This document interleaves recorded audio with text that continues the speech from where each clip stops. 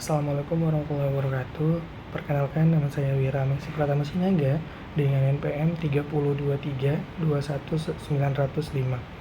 Pada kesempatan kali ini kita akan membahas mengenai pelayanan publik, dana pensiun dan tabungan hari tua PT Taspen.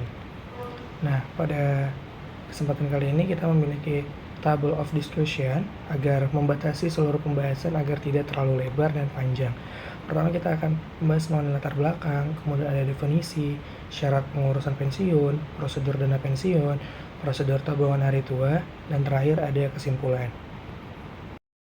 Pertama kita membahas mengenai latar belakang. Nah, latar belakang saya mengambil materi ini adalah pegawai negeri sipil yang kini berubah menjadi asisten sipil negara itu pernah menjadi profesi yang sangat dibanggakan dan dijadikan standar kesuksesan pada periode waktu tertentu karena dinilai memiliki penghasilan tetap dan juga dana di hari tua. Namun sayangnya, terdapat indikasi korupsi yang dilakukan oleh oknum tertentu dan kerap kali terjadi keterlambatan pemberian dana pensiun kepada para mantan aparatur sipil negara. Selanjutnya kita akan membahas mengenai apa itu pelayanan publik. Nah, berdasarkan Undang-Undang Republik Indonesia Nomor 25 Tahun 2009 tentang pelayanan publik adalah kegiatan atau rangkaian kegiatan dalam rangka pemenuhan kebutuhan pelayanan sesuai dengan peraturan perundang-undangan bagi setiap warga negara dan penduduk atas barang, jasa, dan atau pelayanan administratif yang disediakan oleh penyelenggara pelayanan publik. Nah, selanjutnya ada definisi dari dana pensiun. Nah, apa sih dana pensiun itu? Dana pensiun ini merupakan program yang dibuat untuk memberikan jaminan kepada seorang pekerja setelah memasuki masa tua. Lalu ada yang namanya tabungan hari tua. Apa sih tabungan hari tua itu? Nah, tabungan hari tua atau yang sering disingkat dengan THT adalah suatu bentuk simpanan atau investasi yang dibuat untuk mempersiapkan kebutuhan keuangan seseorang setelah pensiun yang bertujuan untuk memberikan perlindungan finansial dan keamanan saat memasuki masa tua.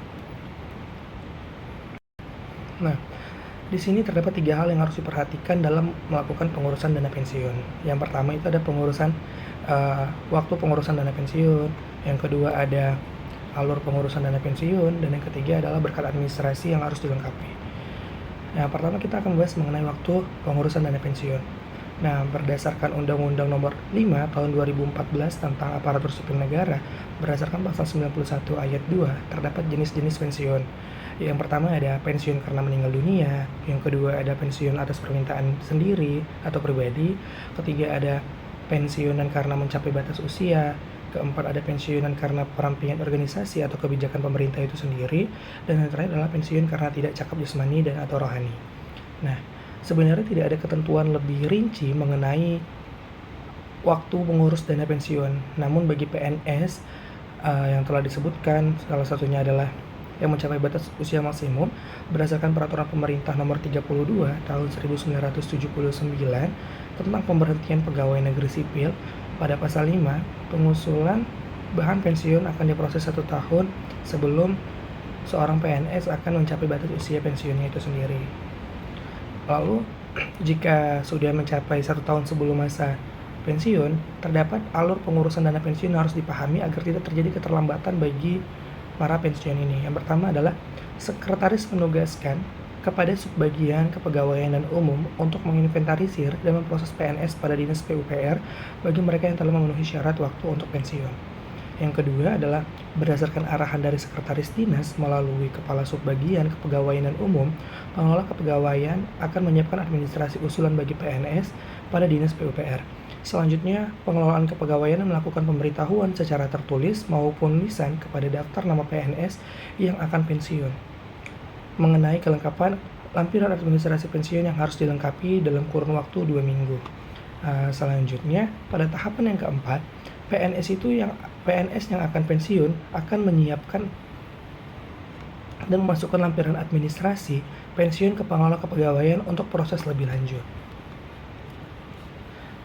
Tahapan kelima yaitu ada berdasarkan pengelola kepegawaian melakukan verifikasi terhadap kelengkapan lampiran administrasi dalam kurun waktu 2 minggu yang telah disebutkan, dan jika sudah lengkap, pengelola kepegawaian itu akan membuat konsep surat usulan pensiun yang disertai dengan kelengkapan lampiran administrasi pensiun untuk disampaikan ke subbagian terkait.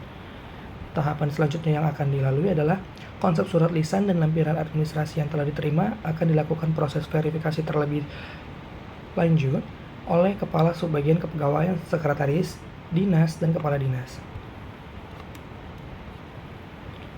Di sini ada berkas administrasi yang harus dilengkapi oleh para pensiunan atau calon pensiun. Yang pertama adalah surat PNS yang bersangkutan, fotokopi SK CPNS, SK PNS, dan pangkat terakhir. Kemudian ada fotokopi SK kenaikan gaji berkala terakhir, kartu pegawai, dan IP terbaru. Ada fotokopi kartu taspen, kemudian ada fotokopi akta perkawinan dan akta kelahiran anak dengan usia maksimum 25 tahun sebagai bentuk tunjangan bagi para pensiunan.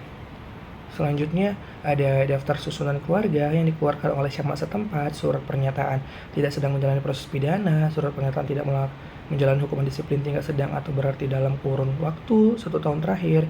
Ada fotokopi sasaran kerja pegawai negeri sipil atau SKP dalam kurun waktu 2 tahun terakhir, fotokopi NPWP, KTP, dan rekening bank. Selanjutnya ada pas foto warna tanpa kacamata ukuran 3x4 bagi mereka yang berkacamata. Selanjutnya kita akan membahas mengenai persyaratan pengajuan hak program pensiun. Sebenarnya ada banyak jenis persyaratan bagi tiap-tiap pensiunan, namun di sini saya akan mengambil menggarisbawahi hanya 2 saja agar tidak terlalu lebar. Yang pertama adalah pensiun pertama bagi PNS yang akan berhak mendapatkan hak pensiun. Nah, bagi mereka harus melengkapi formulir seperti mengisi formulir permintaan pembayaran atau FPP, kemudian ada fotokopi SK pensiun, SKPP yang dibuat dan disahkan, kemudian ada pas foto suami dan istri 3x4 sebanyak 2 lembar, fotokopi identitas diri seperti KTP atau SIM, kemudian ada fotokopi buku rekening pemohon, kemudian ada fotokopi NPWP. Nah, selanjutnya ada pensiunan bagi janda atau duda bagi pegawai negeri yang wafat namun dalam kurun waktu aktif, dalam artian dia meninggal pada saat usianya masih menjadi PNS atau ASN. Yang pertama dia harus mengisi formulir permintaan pembayaran sama seperti sebelumnya yaitu FP2, kemudian ada fotokopi SK pensiun dan identitas diri seperti KTP atau SIM, kemudian ada surat pengesahan tanda bukti diri atau SPTB yang disahkan oleh lurah dan kepala desa setempat, kemudian ada fotokopi surat cerai yang disahkan KUA atau surat keterangan kematian yang dikeluarkan oleh lurah setempat, kemudian ada fotokopi surat nikah, pas foto suami istri berdampingan ukuran 4x6 sebanyak 4 lembar. Selanjutnya ada memasuki persyaratan pengurusan hak program tabungan hari tua dari PT Taspen itu sendiri. Sama halnya seperti sebelumnya, terdapat banyak bagian-bagian mengenai pengurusan tabungan hari tua, namun di sini saya akan menggarisbawahi kembali bahwa saya akan mengambil 2 jenis saja. Yang pertama adalah tabungan hari tua atau THT peserta berhenti mendapatkan hak pensiun.